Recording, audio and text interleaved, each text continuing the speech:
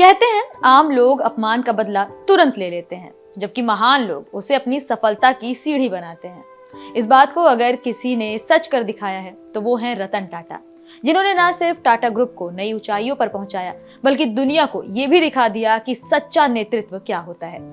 9 अक्टूबर का दिन हर साल पूरे देश में गम के साथ याद किया जाएगा। ये वो दिन बन गया है जब देश ने अपने सबसे खास लोगों में से एक, अपने बहुमूल्य रतन टाटा को खो दिया।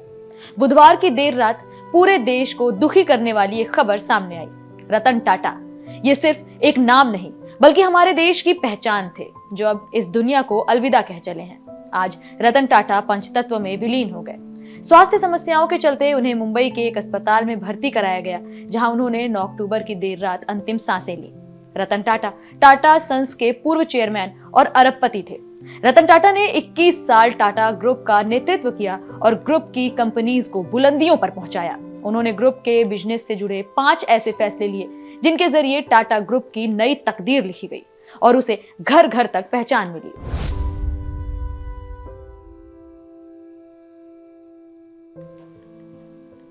जेआरडी टाटा का उत्तराधिकारी बनने के बाद रतन टाटा ने कई ऐसे फैसले लिए जिसने टाटा ग्रुप की आय को 40 गुना ज्यादा बढ़ाया और कंपनी का प्रॉफिट करीब 50 गुना तक बढ़ गया।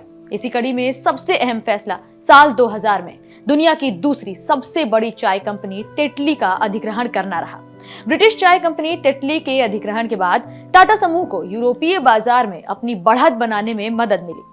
इसके बाद टाटा दुनिया की दूसरी सबसे बड़ी चाय कंपनी बन गई और इसने ब्रुक बॉन्ड को चुनौती देना शुरू कर दिया।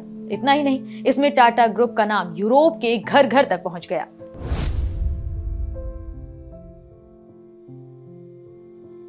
टाटा टी से ही जुड़ा एक अहम कैंपेन जागो रे रहा। साल 2007 में जब ये विज्ञापन अभियान लॉन्च हुआ, तब रतन टाटा ही कंपनी के प्रमुख थे। भ्रष्टाचार विरोधी इस विज्ञापन अभियान ने इंडियन मार्केट में 2 तरह से टाटा ग्रुप की पहचान को मजबूत किया। एक, टाटा ग्रुप की ईमानदार छवि को मजबूत किया, साथ ही लोगों का टाटा में भरोसा बढ़ाया।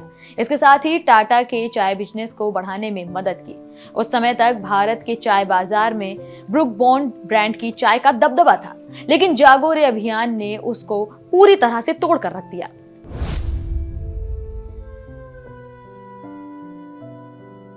रतन टाटा के जीवन का सबसे अहम पल जनवरी 2008 रहा। यही वो महीना था जब उन्होंने देश को 1 लाख रुपए से कम कीमत वाली टाटा नैनो कार दी। रतन टाटा के इस प्रोडक्ट ने देश के हर घर में टाटा के नाम को जगह बनाने में मदद की। वजह, उन्होंने आम आदमी के कार खरीदने के सपने को साकार करके दिखाया। इससे जुड़ी एक कहानी काफी ज्यादा प्रचलित है। बताया जाता है कि एक बार रतन टाटा ने एक स्कूटर पर 4 लोगों के परिवार को जाते हुए देखा। तभी उन्होंने फैसला किया कि वो 1 लाख रुपए तक की कीमत में कार लॉन्च करेंगे। बताया जाता है कि जिस वक्त रतन टाटा की नजर उस परिवार पर पड़ी, वो परिवार बारिश में भीग रहा था। नैनो इसी सपने का एक परिणाम थी। हालांकि टाटा नैनो का उत्पादन 2019 में बंद कर दिया गया, लेकिन इस फैसले के बाद टाटा मोटर्स ने अपनी स्ट्रेटेजी बदलने का काम किया और आज कंपनी बुलंदियों पर है।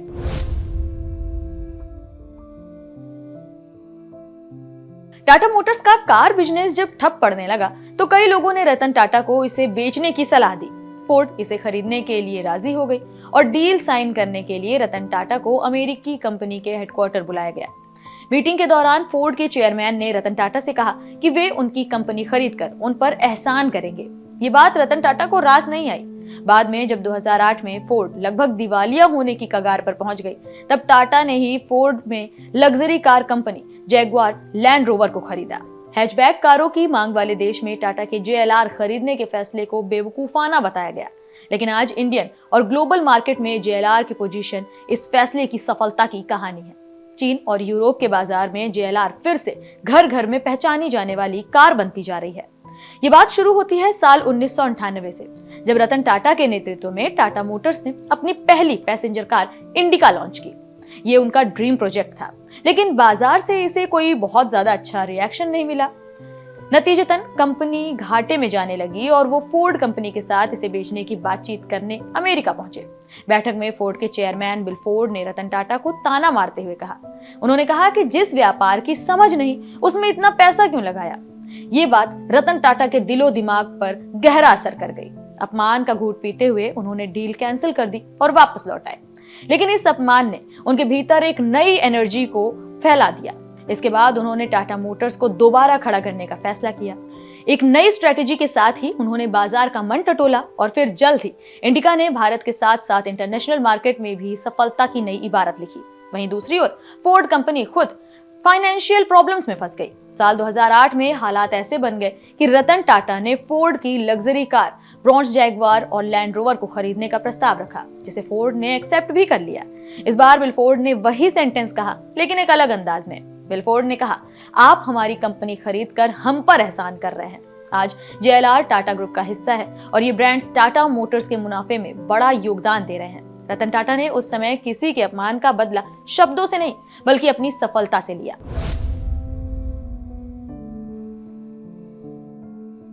रतन टाटा ने कई मौकों पर ग्रुप की पहचान ऐसी कंपनी के तौर पर कराई जो मुश्किल के वक्त में देश की मदद करने को आगे रहती हैं। फिर बात सुनामी की हो या फिर कोरोना के वक्त की। कोरोना के समय जब देश मुसीबत में था, तब उन्होंने 1500 करोड़ रुपए का दान किया था।